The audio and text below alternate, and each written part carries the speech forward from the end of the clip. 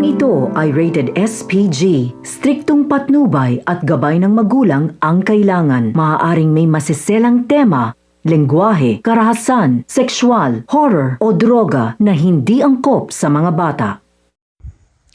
Mula nga nang bumalik si Para sa kanyang katawan, ay wala na siyang inisip pa, kundi ang pagplanuhan kung paano masisira sina Darius at Lucy.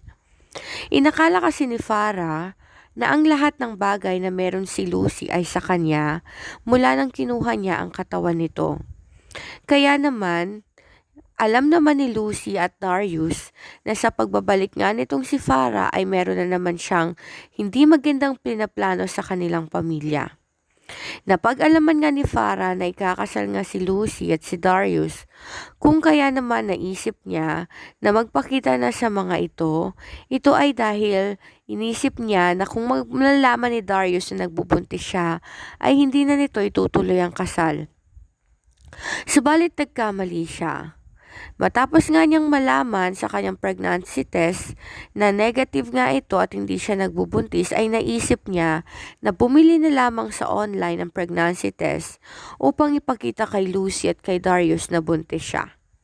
Nang makabili nga ay agad nga siyang sumugod sa kasal ni na Darius at Lucy.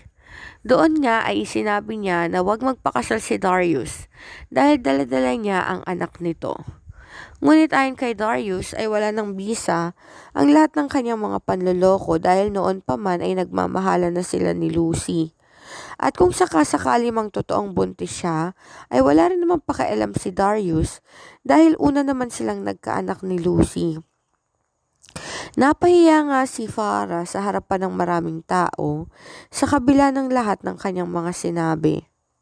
Ngunit ayon nga kay Lucy, matapos ang kanilang kasal, ay dapat nilang puntahan si Farah upang alamin kung talaga bang nagbubuntis ito. Sa pagmamanman nga nitong si Darius at ni Lucy, ay napag-alaman nila kung saang ospital nga ito pumunta at pinayaran nga ni Farah ang doktor na siyang tumitingin sa kanya.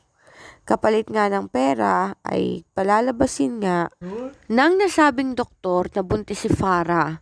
Ngunit dahil na rin sa perang iniabot sa kanya ni Darius, magsabi lang siya ng totoo, ay inamin na nga nitong hindi naman talaga buntis si Farah at kailanman ay hindi siya nagdalang tao. Naisip tuloy ni Lucy na talagang gawa-gawa lang ni Farah ang kanyang mga kwento. Nagustuhan mo ba ang kwento ng Stolen Life? Comment mo naman sa ibaba ang iyong reaksyon at kung taga saan ka para alam ko kung saan nakarating ang video na to. God bless!